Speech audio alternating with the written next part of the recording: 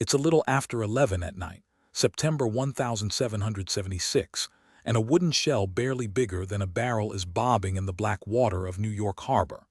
Sealed inside it, in a hatch no wider than his shoulders, a Continental Army sergeant named Ezra Lee is cranking a propeller by hand, aiming himself at the underside of a British warship. He can't see the shore. He can barely see his own compass. Somewhere above him in the dark floats HMS Eagle, flagship of the British fleet occupying New York. Lee's orders sound almost unbelievable. Drift beneath an enemy warship undetected, drill into its hull by hand, attach a time bomb and get clear before it goes off. No engine, no lights, no radio, not another living soul to help him. In a few minutes, he's going to attempt something no human being has ever done before. He is piloting the world's first submarine used in combat, and whether he lives to see sunrise is very much an open question. To understand how a lone soldier ended up hand-cranking a wooden egg beneath a British flagship, we need to back up about a year, to a Yale-educated farmer's son from the Connecticut shoreline who had gotten obsessed with a very strange idea.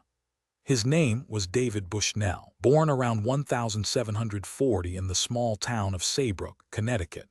He arrived at Yale later than most students, already in his 30s, and while he was there he became fascinated with a question almost nobody else was asking. Could gunpowder be made to explode underwater? At the time, that alone was a genuinely radical thing to study. Bushnell ran his own experiments, testing how submerged charges behaved, and out of that research came a bigger idea. If you could explode a charge underwater and you could get a boat underwater to deliver it, you could strike an enemy ship below the waterline, where it had no defense at all. So Bushnell set out to build a submarine. Working largely in secret with a small circle of family, craftsmen, and helpers back in Connecticut, he spent 1775 constructing a vessel he called the Turtle, and looking at it, you can see exactly why. It was shaped like two tortoise shells fused together, or maybe an upright egg standing on end, about 7.5 feet tall, built from oak, banded with iron, and sealed with tar and pitch to keep the water out. One person fit inside, sealed in through a small brass hatch fitted with tiny glass viewports. Almost every part of it posed a new problem, because nobody had ever built anything quite like it before. How do you move underwater with no engine? Bushnell's answer was almost absurdly simple: propellers, hand-cranked and foot-cranked, powered entirely by the pilot's own muscle, one for driving forward, another for moving up and down. How do you sink and rise on command? A ballast tank in the floor, filled and emptied with pumps and a foot-operated valve, so the pilot could flood it to dive and pump it dry to surface. How do you know your depth in total darkness with no modern instruments? A simple water-filled tube with a cork bobbing inside it, rising and falling with the pressure, so the pilot could judge depth by faint light. The compass and depth gauge were marked with phosphorescent material known as foxfire, so they would glow faintly enough to read in pitch darkness, though earlier cold weather trials had shown that the foxfire could dim past usefulness. And how do you breathe? Not with tanks. The Turtle simply sealed in a supply of surface air, good for something like 30 minutes before the pilot had to resurface, and refresh it through small air tubes near the hatch. Bushnell and his collaborators solved problem after problem in secrecy on the Connecticut shoreline, building a machine that looked like nothing else on Earth. But by the summer of 1776, with the British fleet gathering off New York in overwhelming numbers, Bushnell had built his weapon. What he didn't have, what he desperately needed, was someone brave enough and skilled enough to actually climb inside it and use it. The plan itself was almost unbearably audacious for something powered by one man's arms and legs.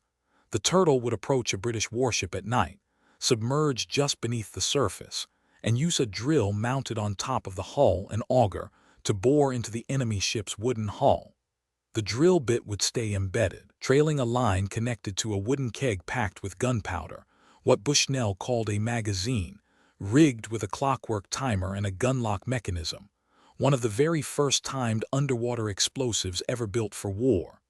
The pilot would wind the mine in tight against the hull, set the timer, then crank away into the darkness before the fuse ran out. The original pilot was supposed to be Bushnell's own brother, Ezra Bushnell, who had trained for months and knew the machine intimately. But shortly before the mission, he fell too ill to go. In his place, a different man, not to be confused with him, stepped Sergeant Ezra Lee, a Continental Army volunteer from Lyme, Connecticut. Lee had only a short time to learn a machine that took months to master, a machine where a single mistake, sealed inside an oak shell, could mean he simply never came back up, and the mission carried a brutal ticking clock. Strike the target, get clear, and vanish into the dark, all before sunrise turned the harbor into open daylight with a lone wooden submarine sitting in plain view of the entire British fleet. So picture Lee again, back where we started, sealed inside the Turtle, alone in the water, cranking toward HMS Eagle, traditionally identified as Admiral Richard Howe's own flagship, anchored somewhere in the dark of New York Harbor that early September night. Everything Bushnell had spent a year building now depended on one exhausted soldier's arms, a compass he could barely read, and however many minutes of sealed air he had left before he'd have to surface and risk being seen. The currents in New York Harbor run strong, and the Turtle, for all its ingenuity, was desperately slow, a machine built for delicate precision, powered by nothing but human muscle, trying to hold its position against moving water. Lee fought the tide for what must have felt like an eternity, finally maneuvering himself beneath the Eagle's hull. This was the moment. He reached up with the auger and began to drill, and the drill wouldn't bite. Historians still debate exactly why. Some think the bit struck a metal fitting or an iron bolt in the hull.